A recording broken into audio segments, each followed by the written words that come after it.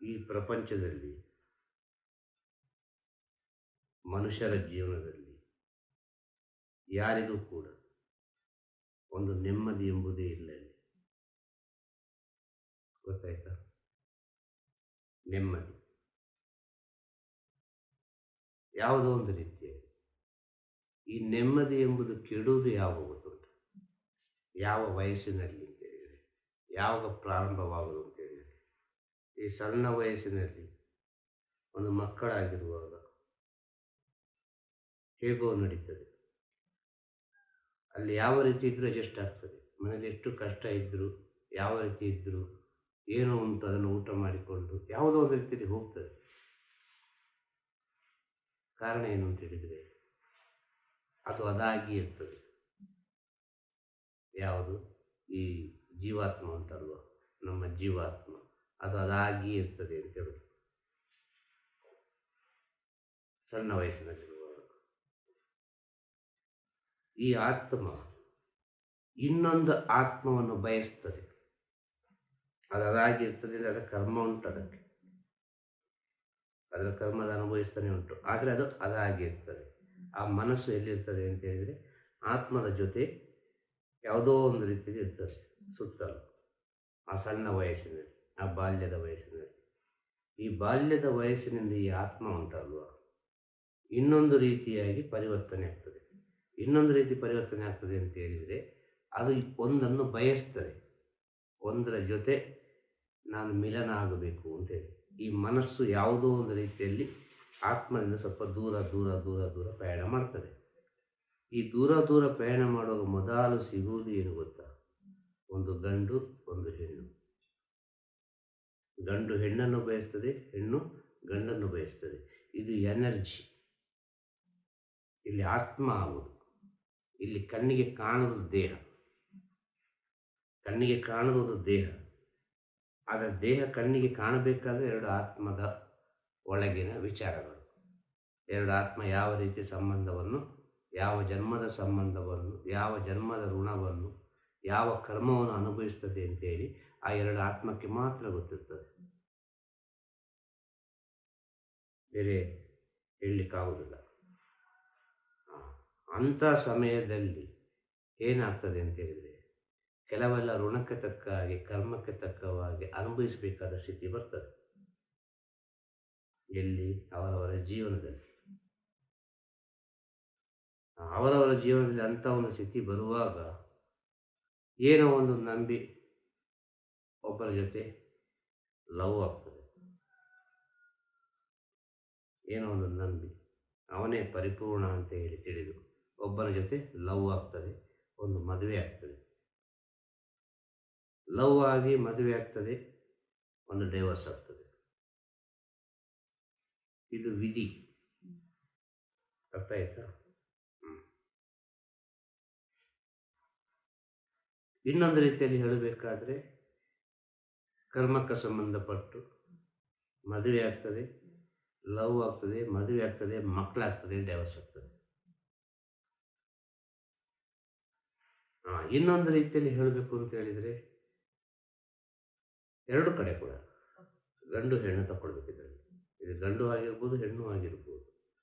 ಇಲ್ಲಿ ಪರ್ಟಿಕ್ಯುಲರ್ ಆಗಿ ಹೆಣ್ಣೆ ಅಂತ ಹೇಳಲಿಕ್ಕೆ ಆಗೋದಿಲ್ಲ, ಪರ್ಟಿಕ್ಯುಲರ್ ಆಗಿ ಗಂಡೆ ಅಂತ ಹೇಳಲಿಕ್ಕೆ ಆಗೋದಿಲ್ಲ. ಇದು ಇಬ್ಬರು ಸೇರಿ ಆಗುವಂಥ ವಿಚಾರ. ಅರ್ಥ ಆಯ್ತಾ? ಈಗ ಇನ್ನೊಂದು ರೀತಿಯಲ್ಲಿ ನೋಡಿದರೆ,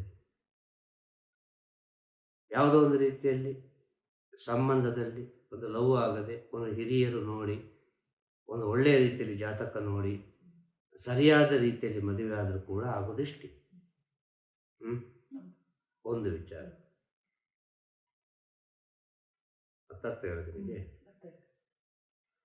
ಇನ್ನೊಂದು ರೀತಿಯಲ್ಲಿ ಹೇಳೋದಾದರೆ, ಒಂದು ಗಂಡಾದರೂ ಸರಿ, ಒಂದು ಹೆಣ್ಣಾದರೂ ಸರಿ, ಮದುವೆಯಾಗಿ ಸಂತೋಷ ಇಲ್ಲದಿದ್ದರೂ ಕೂಡ ಸಹಿಸಿಕೊಂಡು ಜೀವನ ಮಾಡ್ತಾರೆ. ಒಂದು ಮರ್ಯಾದೆಗೆ ಬೇಕಾದ್ರೆ,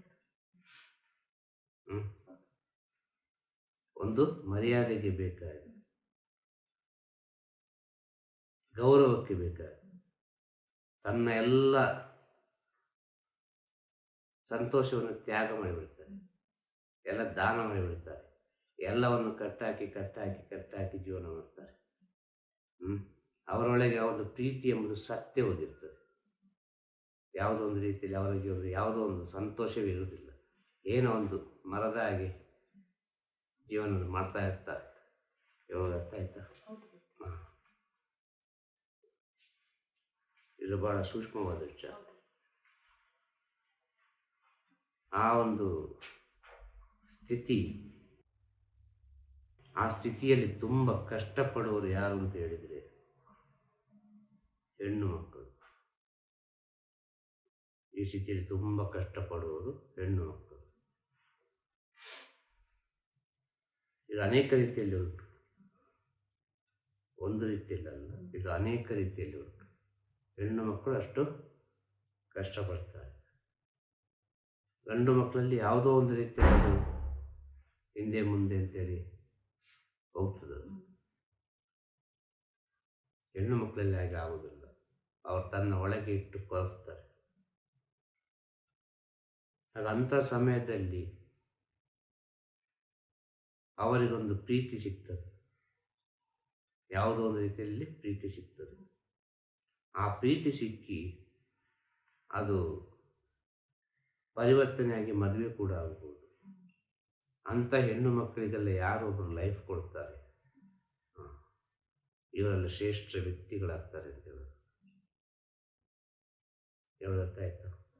ಈಗ ಮದುವೆಯಾಗಿ ಡೈವರ್ಸ್ ಆಗಿ ಮಕ್ಕಳಿದ್ದು ತಿಳಿದು ಇದೆಲ್ಲ ಸತ್ಯವನ್ನು ತಿಳಿದು ಅವ್ರಿಗೊಂದು ಲೈಫ್ ಕೊಡ್ತಾರೆ ಅಂದರೆ ಶ್ರೇಷ್ಠ ವ್ಯಕ್ತಿಗಳು. ಒಂದು ವಿಚಾರ. ಕಾರಣ ಏನು? ಇದು ನಾವು ಸ್ವಲ್ಪ ಅರ್ಥ ಮಾಡಿಕೊಡ್ಬೇಕು. ಎರಡು ಕಡೆ ಸರ್ ಅರ್ಥ ಆಯ್ತಲ್ಲ, ಗಂಡು ಹೆಣ್ಣು ಇಬ್ಬರು ತಗೊಳ್ಬೇಕು. ಈ ಕಡೆ ಒಂದು ಗಂಡನ್ನು ತಗೊಳ್ಬೇಕು. ಅವನಿಗೆ ಮದುವೆಯಾಗಿ ಒಂದೆರಡು ಮಕ್ಕಳಿದ್ರು ಕೂಡ ಯಾರೋ ಒಬ್ಬರು ಒಂದು ಅವರ ಜೀವನದಲ್ಲಿ ಹೆಣ್ಣು ಬಂದಾಗ ಅವರನ್ನು ಸ್ವೀಕರಿಸುವ ಮನೋಭಾವನೆ ಇದ್ರೆ ಉಂಟಲ್ವ, ಅದು ಅಂಥ ತಾಯಿ ಭಾಳ ಶ್ರೇಷ್ಠ ಅಂತ ಹೇಳೋದು, ತುಂಬ ಶ್ರೇಷ್ಠ ಅಂತ ಹೇಳೋದು. ಅಷ್ಟು ಸುಲಭ ಅಲ್ಲ ಇದೆಲ್ಲ. ಹೇಳುವಾಗ ತಪ್ಪಾಗಿ ಕಾಣ್ಬೋದು ಕೆಲವೆಲ್ಲ ವಿಚಾರ, ಹೇಳುವಾಗ ಭಾಳ ತಪ್ಪಾಗಿ ಕಾಣ್ಬೋದು.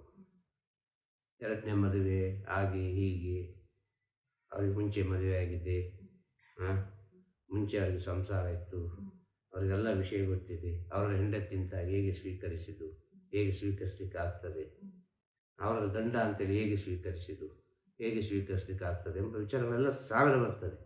ಅದು ಏನಿದ್ರೂ ಕೂಡ ಅದು ಎಂತ ಹೇಳೋದು, ಎಲ್ಲ ವಿಷಯ ತಿಳಿದು ಬಂದದ್ದು ಅಂತೇಳಿ ಅಲ್ವಾ, ಅಂಥೊಂದು ಮನಸ್ಥಿತಿ ಇರ್ತದೆ. ಆ ಮನಸ್ಥಿತಿಯನ್ನೆಲ್ಲ ಮರೆತು ಅವ್ರಿಗೊಬ್ಬ ಲೈಫ್ ಕೊಡ್ತಾರೆ ಅಂತ ಹೇಳಿದರೆ ಆ ಕಡೆ ಅದು ಸರಿ, ಈ ಕಡೆ ಅದು ಸರಿ, ಇದು ಇವರ ಪೂರ್ವಜನ್ಮದ ಪುಣ್ಯವೇ ಸರಿ ಅಂತ ಹೇಳೋದು.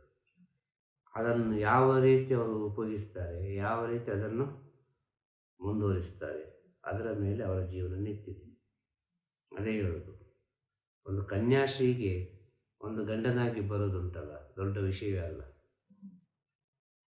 ಅದು ದೊಡ್ಡ ವಿಷಯವೇ ಅಲ್ಲ. ಅದು ಅವಳು ಕನ್ಯೆ, ಅವಳಿಗೊಬ್ಬ ಗಂಡನಾಗಿ ಬರ್ತಾನೆ, ಹಿರಿಯರು ಮನೆಯಲ್ಲಿ ನೋಡ್ತಾರೆ, ಅಲ್ಲ ಯಾವುದೋ ಒಂದು ರೀತಿಯಲ್ಲಿ ಎಂತ ಹೇಳೋದು ಲವ್ ಆಗ್ಬೋದು, ಅಲ್ಲ ಯಾವುದೋ ಒಂದು ರೀತಿಯಲ್ಲಿ ಮದುವೆ ಆಗ್ಬೋದು, ಒಂದು ವಿಷಯ ಕನ್ಯಾಶ್ರೀಗೆ. ಸೊ ಯಾವ ಶ್ರೀ ಅಂತ ಹೇಳೋದಲ್ಲಿ, ಯಾವ ಅಮ್ಮ ಅಂತ ಹೇಳೋದು, ಜೀವನದಲ್ಲಿ ಸೋತು ಸುಣ್ಣವಾಗಿ ಅನೇಕ ರೀತಿಯ ಅವಮಾನಗಳನ್ನು ಸಹಿಸಿ ಅನೇಕ ರೀತಿಯ ವಿಚಾರಗಳನ್ನೆಲ್ಲ ದಾಟಿ ಬಂದಿರ್ತಾರಲ್ಲ, ಅಂಥ ಅಮ್ಮಂದಿರಿಗೊಂದು ಲೈಫ್ ಕೊಡ್ತಾರೆ ಒಬ್ಬರು. ಅರ್ಥ ಆಯ್ತಲ್ಲ? ಅದೇ ರೀತಿ ಈ ಕಡೆ ಅಂಥ ಒಂದು ಗಂಡು ಮಕ್ಕಳಿಗೆ ಒಬ್ಬರು ಲೈಫ್ ಕೊಡ್ತಾರೆ. ಈ ಕಡೆಯಿಂದ ಹೆಣ್ಣು ನಾನಿದ್ದೇನೆ ಜೊತೆಗೆ ಅಂತೇಳಿ. ಇಂಥ ಒಂದು ಸಂಬಂಧಗಳೆಲ್ಲ ಇದು ಆತ್ಮಗಳ ಸಂಬಂಧ ಅಂತ ಹೇಳೋದು. ಇಂಥ ಸಂಬಂಧಗಳೆಲ್ಲ ಆತ್ಮಗಳ ಸಂಬಂಧ. ಈ ಆತ್ಮಗಳ ಸಂಬಂಧದಿಂದ ದೂರ ಆಗಲಿಕ್ಕೆ ಯಾರಿಂದಲೂ ಸಾಧ್ಯ ಇಲ್ಲ. ಅವನ ಕರ್ಮದೊಂದು ಸಂಬಂಧ ಇದೆ, ಅರ್ಥ ಆಯ್ತಾ? ಅವನ ಋಣದ್ದೊಂದು ಸಂಬಂಧ ಇದೆ, ಅವನ ಆತ್ಮದೊಂದು ಸಂಬಂಧ ಇದೆ. ನಿಜವಾಗಿಯೂ ಅವನ ಕರ್ಮದ ಸಂಬಂಧ ಅಂದರೆ ಅವನೇ ಅನುಭವಿಸೋದು, ಅರ್ಥ ಆಯ್ತಲ್ಲ. ಅವನ ಋಣದ ಸಂಬಂಧ ಅಂತ ಹೇಳಿದರೆ ಅದು ಈ ಆತ್ಮದ ಜರ್ನಿ. ಯಾರೆಲ್ಲ ಸಿಗ್ತಾರೆ ಅಂತೇಳಿ ಗೊತ್ತಿಲ್ಲ. ಗೊತ್ತಾಯ್ತಾ?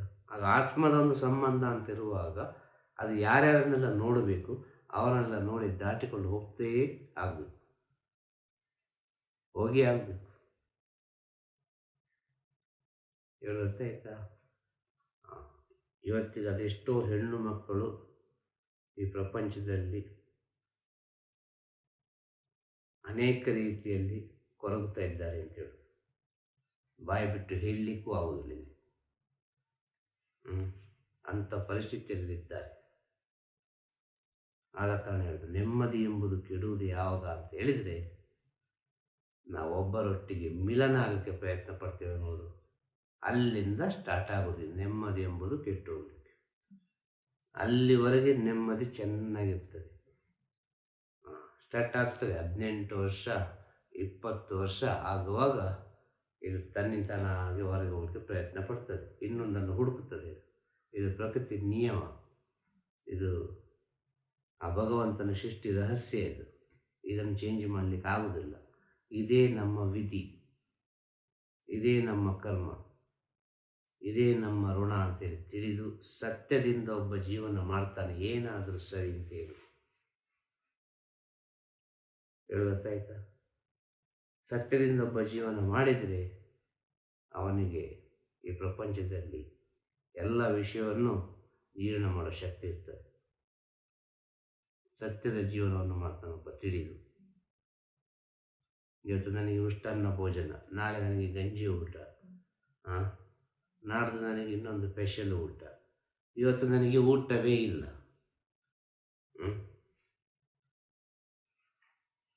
ಇನ್ನೊಂದು ವಾರಕ್ಕೆ ಊಟವೇ ಇಲ್ಲ ಅಂತ ಹೇಳಿದರೂ ಕೂಡ ಅವನನ್ನು ಜೀರ್ಣ ಮಾಡ್ತಾನೆ. ಕಾರಣ ಏನು? ಸತ್ಯದ ಅರಿವಿಂದ. ಅವ ಊಟವನ್ನು ಹುಡುಕಿಕೊಂಡು ಹೋಗುವುದಿಲ್ಲ, ಅವ ಯಾವುದನ್ನು ಹುಡುಕಿಕೊಂಡು ಹೋಗುವುದಿಲ್ಲ. ಸತ್ಯದ ಅರಿವಾದರೆ, ಸತ್ಯದ ಅರಿವಾದರೆ ಅಲ್ಲೇ ಎಲ್ಲವನ್ನು ಜೀರ್ಣ ಮಾಡಿಕೊಂಡು ಮುಂದೆ ಸಾಗ್ತಾ ಹೋಗ್ತಾರೆ. ಈ ಸತ್ಯದ ಅರಿವು ಹೋಗಬೇಕಾದ್ರೆ ಜೀವನದಲ್ಲಿ ಗುರುವಿನ ಅವಶ್ಯಕತೆ ಬಹಳ ಮುಖ್ಯ ಅಂತ ಹೇಳಿ. ಒಂದು ನೆಮ್ಮದಿಯಿಂದ ಇರಬೇಕು ಅಂತೇಳಿದರೆ ಸತ್ಯದ ಅರಿವು ಬಹಳ ಮುಖ್ಯ ಆಗ್ತದೆ. ಒಂದು ನೆಮ್ಮದಿಯಿಂದ ಇರಬೇಕು ಅಂತೇಳಿದರೆ ಸತ್ಯದ ಅರಿವು ಬಹಳ ಮುಖ್ಯ. ಆ ಸತ್ಯದ ಅರಿವು ಬರಬೇಕು ಅಂತೇಳಿದರೆ ಒಂದು ಗುರುವಿನ ಕೃಪಾಶೀರ್ವಾದ ಖಂಡಿತ ಬೇಕು. ಗುರುವಿನ ಕೃಪಾಶೀರ್ವಾದ ಇದ್ದರೆ ಮಾತ್ರ ಜೀವನದಲ್ಲಿ ಎಂಥದೇ ಸಮಸ್ಯೆಗಳು ಬಂದರೂ, ಯಾವುದೇ ರೀತಿಯ ಪ್ರಾಬ್ಲಮ್ಗಳು ಬಂದರೂ ಅದನ್ನೊಂದು ಜೀರ್ಣ ಮಾಡೋ ಶಕ್ತಿ ಅವರೊಳಗೆ ಬಂದಿರ್ತದೆ. ಇದು ಗುರು ಸೇವೆಯಲ್ಲಿ ಸಿಗುವಂಥ ಅನೇಕ ವರಗಳು, ಅನೇಕ ರೀತಿಯ ವರಗಳು. ನಿಮ್ಮೊಳಗಷ್ಟು ಆತ್ಮವಿಶ್ವಾಸ ತುಂಬುತ್ತದೆ, ನಿಮ್ಮೊಳಗಷ್ಟು ತನ್ನಂಬಿಕೆ ತುಂಬುತ್ತದೆ. ಅರ್ಥ ಆಯ್ತಾ?